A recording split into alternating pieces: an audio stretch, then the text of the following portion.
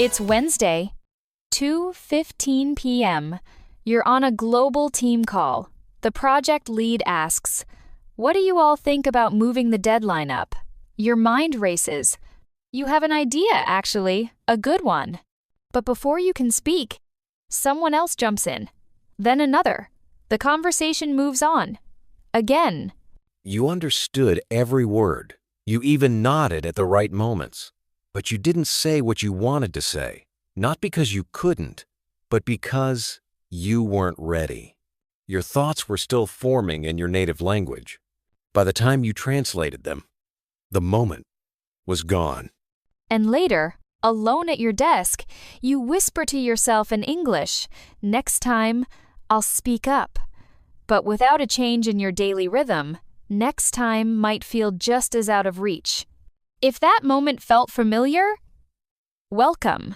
You've just stepped into the Master English Hub podcast, a space for professionals who understand English, but are ready to own it in their work, their voice, and their career.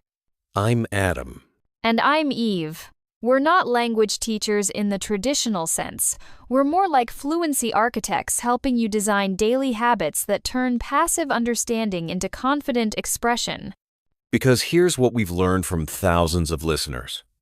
Your biggest barrier to workplace English fluency isn't your vocabulary. It's your routine. And today, we're going to rebuild it, one small, powerful shift at a time. Think about how children learn language. They're not studying flashcards. They're immersed. They hear words, try them out, get corrected gently, and try again, all within the rhythm of daily life. But as working professionals, we've created the opposite. Our days are filled with input emails, reports, meetings we listen to, but almost no output. No space to form thoughts in English. No safe place to practice speaking before the high-stakes moment arrives. So your brain never builds the neural highway from thought to spoken English. Instead, it takes the old dirt road, thought native language translation, hesitation silence. But what if your work routine could become your personal immersion environment? Not by adding hours of study, but by rewiring tiny moments you already have. That's not just possible. It's already happening for people just like you. Meet Lena, a UX designer in Berlin. For years, she was the quiet expert on her team. She'd prepare brilliant wireframes, but in sprint reviews, she'd let others present them. Why? "I need to sound perfect," she told us. "If I make a grammar mistake, they'll think I'm not competent." Then she tried something radical. She started her day with a 3-minute English monologue just to herself. Standing in front of her bathroom mirror, coffee in hand, she'd say, "Today, I'll explain the new user flow." I'll say, "We moved the button because users missed it before. Now it's clear." At first, it felt awkward, but after 10 days, something shifted. Her internal voice began thinking in English during design work. And in her next meeting, she presented her own work smoothly, clearly, confidently. Her manager said, "Lena, you've really found your voice." She hadn't changed her English level. She'd changed her preparation ritual. Then there's Diego, a supply chain manager in Monterrey. He spoke English daily with U.S. partners, but always from a script. Off script? Panic. His turning point came during a delayed flight. Bored, he opened his voice recorder and said, "Okay, what happened this week? We had a delay in shipment because of customs. I solved it by..." He rambled for 4 minutes. No editing. No audience. He did it again, the next night. And the next. Within 3 weeks, he noticed something. In real calls, he wasn't searching for words anymore. He was thinking and speaking at the same time. Last month, he led a negotiation that saved his company $200 kelvins. Afterward, he told us, "The voice memos didn't just improve my English. They gave me back my confidence." This isn't just anecdotal. Neuroscience backs it up. When you speak, your brain activates Broca's area for speech production, the prefrontal cortex for planning and clarity, and the auditory cortex for hearing yourself and self-correcting. But when you only listen or read, you're mostly using Wernicke's area comprehension only. You're not building the full circuit. That's why passive learning plateaus. Fluency requires active production, even if it's just to yourself. And the best part? You don't need a conversation partner. You just need a routine that includes output. So, how do you build this? Here's a simple framework, the daily fluency triad.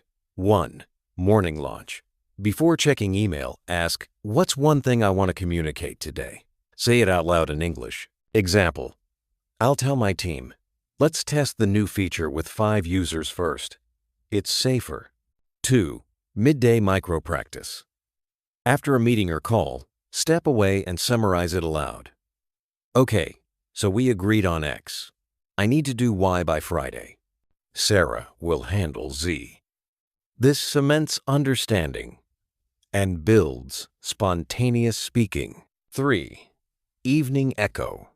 Record a voice memo. Today, I spoke up about it felt. Tomorrow, I'll try. Over time, this becomes your fluency journal and your confidence tracker.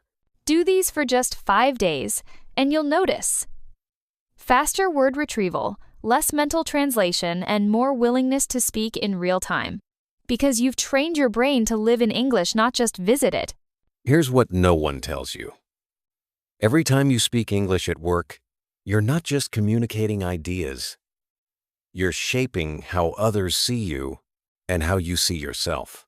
The quiet professional isn't seen as thoughtful. They're often overlooked. But the one who speaks clearly, even imperfectly, is seen as a leader. Your English isn't just a tool. It's part of your professional identity.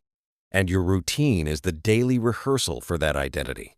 So this week, choose one element of the fluency triad. Try it for 5 days. Then, send us a voice note at masterenglishhub.com/voice and tell us, I tried.ucolin. And here's what changed. We read every message and we'll feature your journey in our community spotlight. And if you're ready to go deeper, our next episode is called The 3 Phrases That Make You Sound Confident, Even When You're Not. We'll break down the exact language patterns used by calm, credible professionals and how to use them in your next meeting, email, or presentation.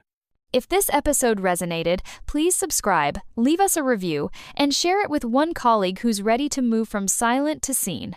You've been listening to the Master English Hub podcast, where we don't just help you learn English, we help you step into your full professional self.